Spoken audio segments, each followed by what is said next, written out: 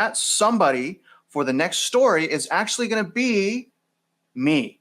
All right. So I'm going to move on to our next story. Now, the next story is the American consumer is absolutely broke, not broken emotionally. We're emotionally broken as well, but I'm talking financially. And this is what I'm going to do, you guys. I want to bring up some data here. I'm going to basically tell the viewers, a huge, basically, picture of what's going on. I'm not even going to cover buy now, pay later. Buy now, pay later is a huge problem as well. I think last time I looked, there was something like 40% of Americans have used buy now, pay later, and the delinquency rate is almost 50%. So we won't even go into there. I'm going to start here, you guys. Essentially, that 80% of Americans right now are still struggling financially 4 years after COVID. And I only want to, again, just a couple paragraphs, and we'll move on to the next set of data. But most Americans are still struggling. Business Insider reported that the liquid assets of the lower, again, the rich people, they may be okay, but the lower 80% of American households based on income have dropped below their levels in March of 2020. And that's, again, the whole narrative from the bulls, like income doesn't matter. Well, it does matter because people have to keep paying their bills. When Americans stop paying their bills and they stop spending money, a collapse happens quickly. That's why they had to stimulate the economy during lockdowns, because people could no longer purchase. Now, look at, in addition to that, guys, here's also something I wanted to go over quickly, the average checking account balances. This is according to USA Today. And really, I just wanted to direct the viewers to this. This is not including savings, but this is to pay bills. So if you're under 35, and this breaks my heart, because you don't have to go through this pain. You don't have to go through that anxiety, but under 35, your average checking account balance is $3,500. Is that even 1 month of bills to be paid? I mean, how's that not heartbreaking? We don't want Americans to do bad. We want Americans to do good. We want them to budget. We want them to save. We want them to get ahead of the rat race, which, again, they're in. Now, what's really, really interesting is the national average, again, all ages is $8,800. But when we move on to different articles, you guys, now this article right here, is Bankrate's 2024 Annual Emergency Savings Report. Now, this has some very, very interesting information. This is saying that 36% of U.S. adults have more credit card debt than emergency savings, according to the survey. So think about that for a minute. So if you have more debt than savings, do you really have savings? I guess it depends on what you're doing with your debt. But if it's credit card debt and you're using credit card debt to purchase toys, shoes, accessories, clothing, you're really doing a disservice to your own household, but also to America. Like Melody constantly says, the more and more that you, as Americans, decide to spend recklessly, the more and more un-American the economy becomes. Americans should be earning their goals. We should take a step back, dream, let the dreams shape our approach, shape our goals, and we should go towards them. Right now, you guys, what's happening is people are losing hope. And it's very, very sad. It's very, very disappointing. But again, a few bullet points. Many would borrow in an emergency. Only 44% of U.S. adults would pay an emergency expense of $1,000 or more from their savings. So only 44%, you guys, would pay $1,000 to savings.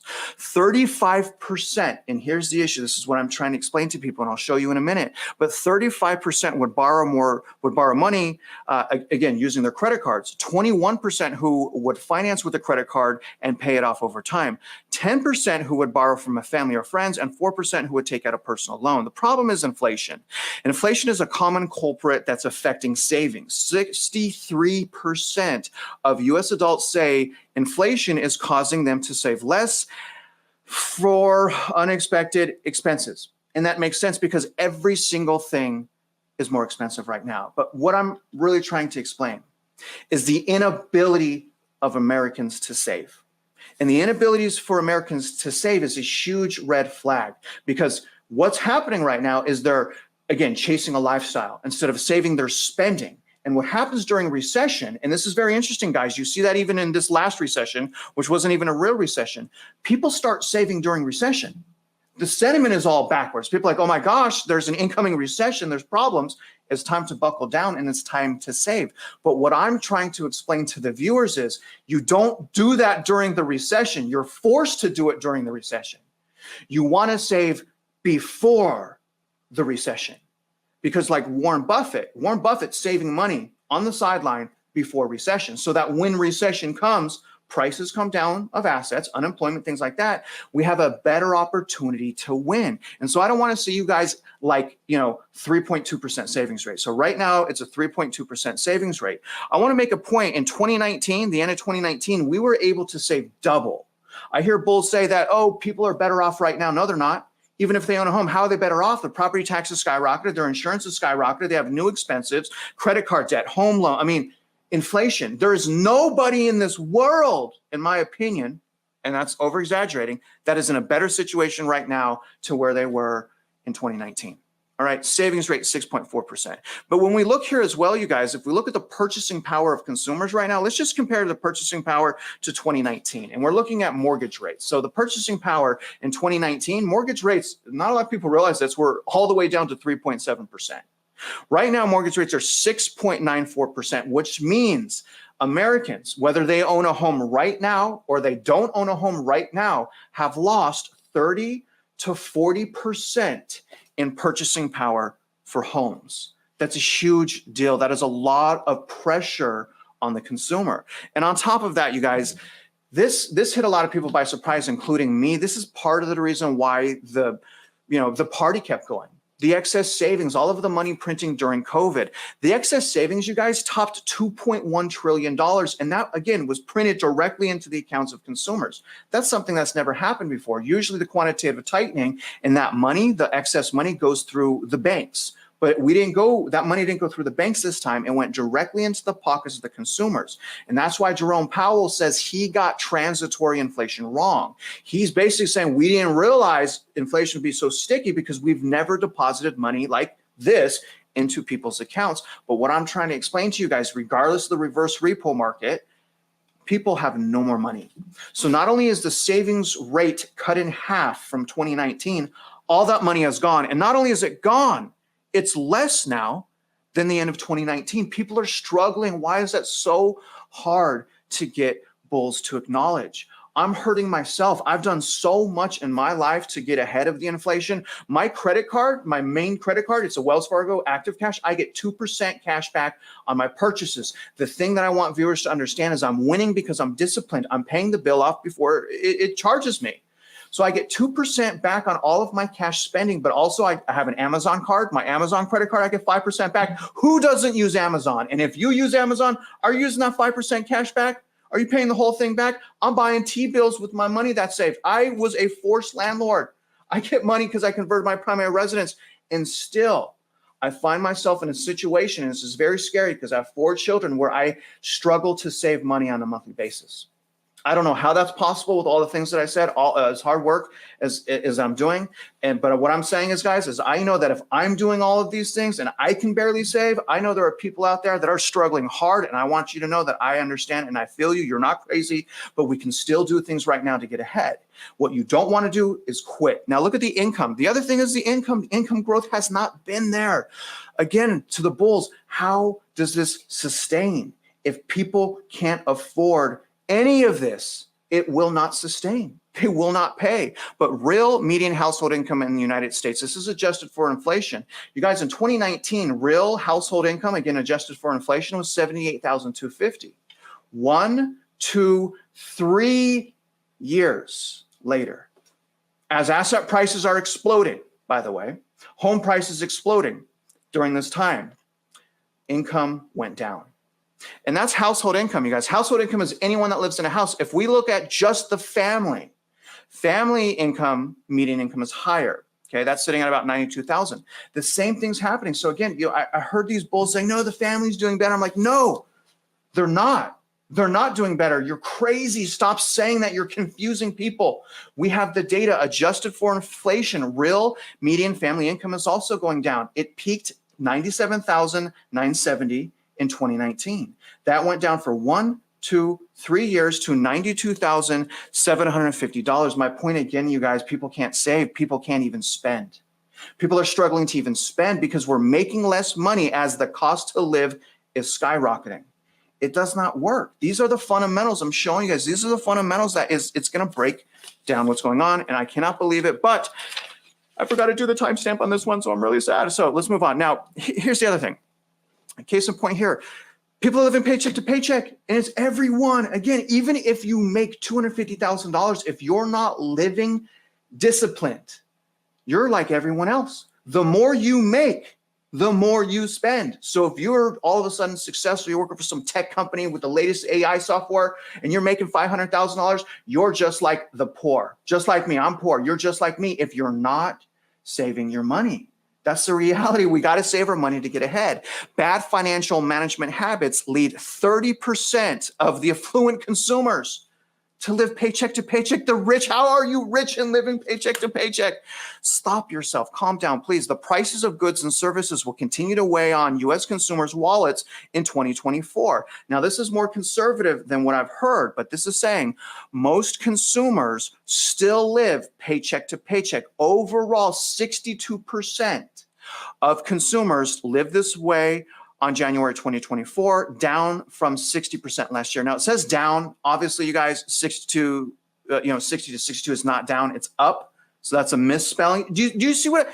Even they're so biased. They naturally want to say down. Maybe I'm wrong here, but my God, like, isn't it crazy how like the words that they're using and imperfections they're using the data, like the new record highs, that drives me freaking crazy. They keep adjusting the data. But anyways, guys, this increase, see, now they say increase. This increase suggests the rising costs of living may be taking its toll on consumer finances, including high-income consumers. I think that's very clear. And this is not being a doomer. We know that consumers are getting in more debt.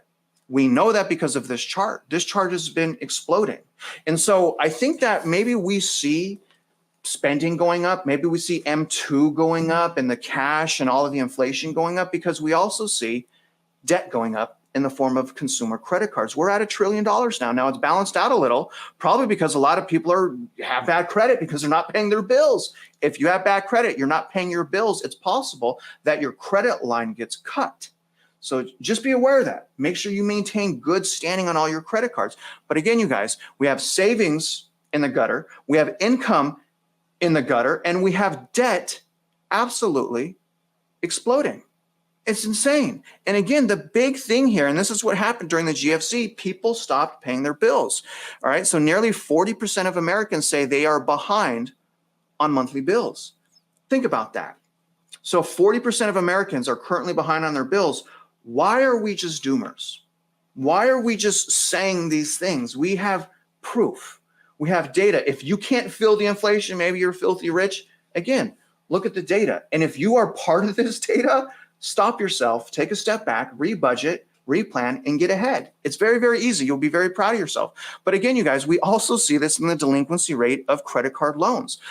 Now, for the last 10 years, this is the last decade. So of the last decade, the first thing is the trajectory. The trajectory of the delinquencies shows us that the consumer is in trouble. It shows us that life is expensive. It shows us that income has not kept up. If income had kept up, we wouldn't have a skyrocketing delinquency rate. But I do want to point out, although this is a lot higher over the last decade, when we max this out and we compare it to the GFC, okay, one thing that the GFC in 2007 had is they had a lower delinquency rate and a lower delinquency rate and a lower savings rate than right now. But I also want to remind you again that, even though, again, just comparing the GFC, and I hate comparing to GFC, they had a lower savings rate and a higher delinquency rate. They also didn't just have a massive stimulus passed. They didn't, we didn't have money printed into our accounts and the ability to pay that. And what we were doing back in the GFC is we're doing cash out refinances. So we cash out refinances, pay all the bills off, get in more debt again, do another cash out refinance, pay all the bills off. So it's a little bit tainted, but I will acknowledge that. You guys, I guess what I'm saying here is the foundation of recent asset prices is just not sustainable. If the asset prices, home, stock, whatever you want to talk about, if they went up like they did in a period, say, of 10 years, maybe 7 years, okay, and income maybe match that, all right. But the asset prices skyrocketed in about 2.5 years at the same time where real income went down. That is a recipe for disaster. And that, my friends, is today's story. So, Travis, I think a lot of people that we kind of talk to out there in the realm of financial media, FinTwit, there's the deflationists, right, that believe, deflation is coming, that these prices have to come down. But what do you think would need to happen for these trends, for the consumer to get healthier, to get out of debt? Like, what would we need to see in the economy? Well, it's hard for me to answer that because in my opinion, as someone that has lost everything, bankruptcy, foreclosure, and repo, I already know that the answer is it starts with you. You have to make a decision to step out of the rat race, to get uncomfortable, to say, I'm not going to go out to McDonald's. I'm going to have a bologna crap, and I can't even eat. And I'll practice whatever. I ate spaghetti for 3 freaking years. I ate spaghetti for 3 years. I will never, and my wife hates it because she loves spaghetti. I can never eat spaghetti. And so what needs to happen in the economy? I would say, well, one thing, the government deficit spending has to stop. But as far as like a collapse, as far as when will people start waking up? I mean, I think when that job loss gets closer to home, unfortunately, because there's so much bullishness out there in the economy, so many people wanting you to spend, it's hard for them to understand what's going on. And in order for them to understand, again, it has to, and sadly, overall, it has to hit them in the stomach. I think that's a sad reality of how society is. I think most people will be blindsided, will get that hit to the gut, but I'm also here to say, Melody, that it doesn't have to be that way. But you do have to get uncomfortable. You do have to make hard decisions right now to get ahead in the future. And that's the American way. And I think that we are really blessed as a society to be able to do that. Is it way harder than it has ever been right now? Yeah, it's pretty hard. For me, it was harder when I lost everything, foreclosure, bankruptcy, repo. But it's real hard right now.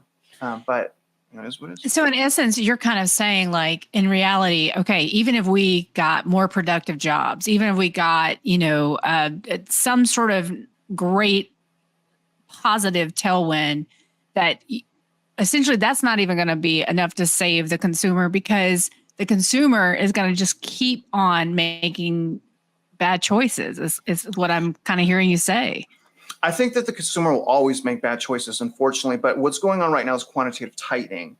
So we know that they have told us, they said, hey, Travis, hey, just between me and you and the whole world, because I'm being transparent, we're going to go after your job.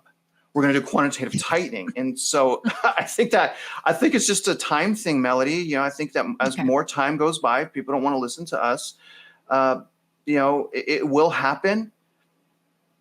I think it's just a time thing, Got it. Travis, I heard a fantastic quote from Steph Pomboy recently on Adam Taggart's new channel, Thoughtful Money, about moral hazard. And folks, if you don't know, moral hazard is defined as a lack of incentive for people to guard against risk when those people are shielded from the consequences. Basically, when you take somebody else's money and you're not responsible for what happens with it. And what Steph Pomboy said is we now have moral hazard on both Wall Street and on Main Street. And, moral hazard on Wall Street is nothing new, right? Too big to fail. The banks take your money and they gamble with it. If they make money, they win. If they lose money, you lose because the banks get bailed out. That's a moral hazard. But now we've got moral hazard on Main Street, student loan forgiveness, right? But people borrowed a bunch of money. It ended up being a bad bet. And now they're being shielded from the consequence and they don't care. Those losses are being socialized. And we're also, I think, seeing this rising trend of doom spending. People just running up credit cards. They don't care. They have no intention of ever paying it back. I think it's running rampant in buy now, pay later, where people are, 660 credit scores and below. Sure, I'll buy now, pay later. And then they don't pay it back. And there's no reporting on that buy now, pay later debt. So we don't really know how big it is or how bad it is. So how do you think this plays out with a consumer now who has taken their cues from Wall Street? I'll go do whatever the heck I want to do. I'm not going to pay anybody back. It's somebody else's problem. How do you prepare for that? How does the business market? I mean, we have a credit-based economy. The whole world's financial system is based on credit. And now nobody can be trusted anymore. So how does this end? I mean, just speculate here. What is this going to look like in a few years if this goes up? Well, first of all, the solution is not being a part of it. And if you're going to be a part of it, you'll work the system against itself. But what people have to understand that are consumers is they don't have the same loopholes that the Wall Street investors and all these funds have. They have special protections, as do the banks. It's called Fed put. It's called when they're in trouble, the bank or the federal government comes to bail them out. We don't have that as consumers. What you see with the whole moral fabric and all this stuff in the stock market, it's just they're better at taking advantage of loopholes. And what you're seeing as far as spending habits now, the consumers, that's the inflation.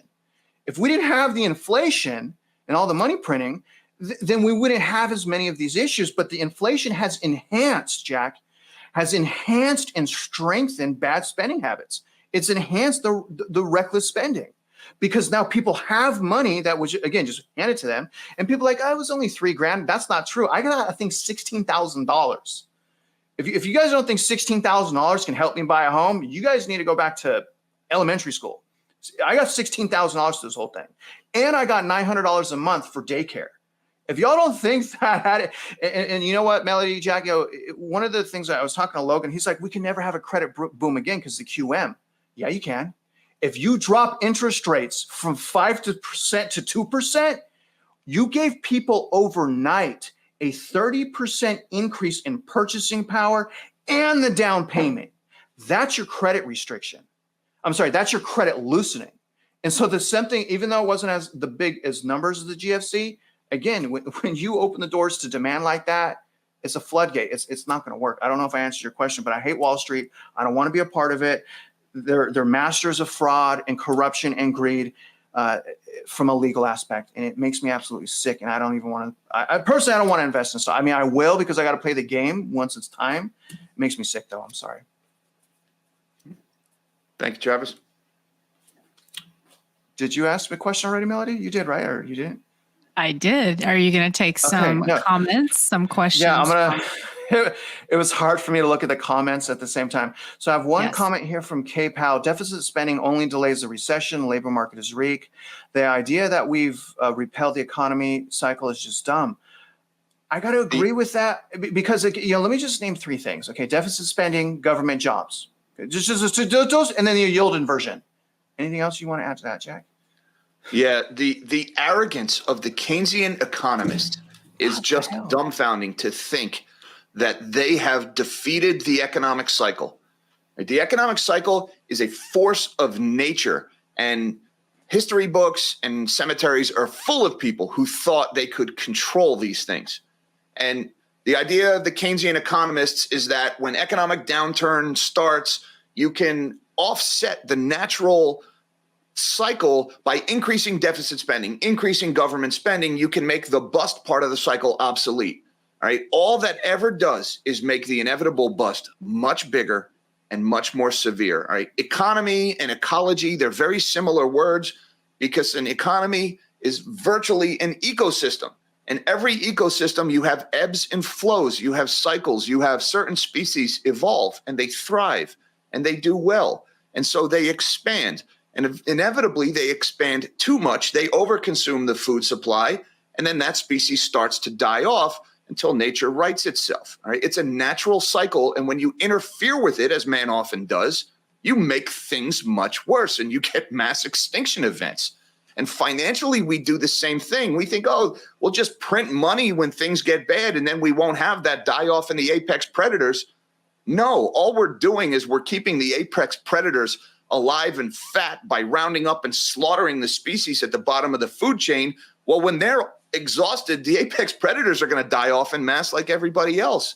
And so the arrogance that the economic cycle is somehow obsolete and we just keep making it worse and worse. You would think 2008 was a wake-up call to these people, but instead all they did was seize even more power in 2008. Then they did it again in 2020. And every time they do it, they just make things worse. Got one more last question here. Maybe Melody and I can kind of team up on this one, but let's talk about credit. Let's talk about credit tightening. I want to kind of pass this off to you, Melody. So as far as credit tightening, the reason I say that there has been no credit tightening is because there has been no credit tightening. I mean, if you want to call them, the only credit tightening that's been happening right now is mortgage rates. So that has been the credit tightening. But as far as the actual guidelines, look at FHA. FHA alone has made that loan program way more affordable. They have lowered their MIP. I believe it's from 0.85 to 0.55, which basically means they've made FHA the most affordable loan, much more affordable than much more affordable than conventional, about the same as VA. And so we don't have the credit restrictions yet. Melody, can you talk about what we need to happen to have these credit restrictions, like a recession, maybe? Yeah, I know. So again, I was a useful idiot, and we've heard so much about credit quality. I call it credit quality gospel singing, and just how that had all changed and gotten so strict. And I think that honestly, up to 2019, for a lot of people, that was kind of true. But then as COVID went on steroids, I don't think a lot of people knew, but underneath underneath the underwriting guidelines, things were being changed. You know, our credit scores were inflated because certain things weren't being reported. You know, there weren't evictions happening. And so at the same time, I think the agencies also did some quiet loosening, you know, and then you had all of this COVID down payment assistance, which, you know, if you could take advantage of a FHA program at 3% down payment and you could get a COVID down payment assistance, you didn't even have to come up with a down payment at all. And, you know, and these programs of 1% down payment that Rocket and United were doing were also backed in many ways by the agencies. And so, or they're doing some combination. So the machine behind all of this was definitely driving looser credit. And what we know about humans, kind of going back to what Jack's talking about, you know, we humans have a very specific biology is, you know, we really don't seem to learn. And so, you know, this seems to be what's happening is we're pushing these programs that are going to get us right back where we were during the GFC. They just have different names. Like stated income is now, you know, a DSCR loan. It's a bank statement loan because you can give your bank statements. Well, guess what, guys? You could take the same $20,000, take it out of your account every month. I heard originators say this to me, like, okay, listen, as long as we see the money coming in, going out, we don't really care what you're doing for it. That was a non-QM DSCR lender. So, you know, I think that we've just put lipstick on a pig and we have the same programs. And I've also heard private notes were very big in the 80s during the S&L crisis. So those came back. So I don't think we've seen any credit tightening, to be honest. Right. So just one more thing real quick. I'm looking at the private chat. I see now, Dean. Travis, can I jump in on this one before you move on from this? Because I'm sorry, I want to take a crack at this. Melody is spot on about financial conditions not being tight. I hear all the time in these FOMC press conferences about how policy is in restrictive territory and it may have to stay restrictive for a long time.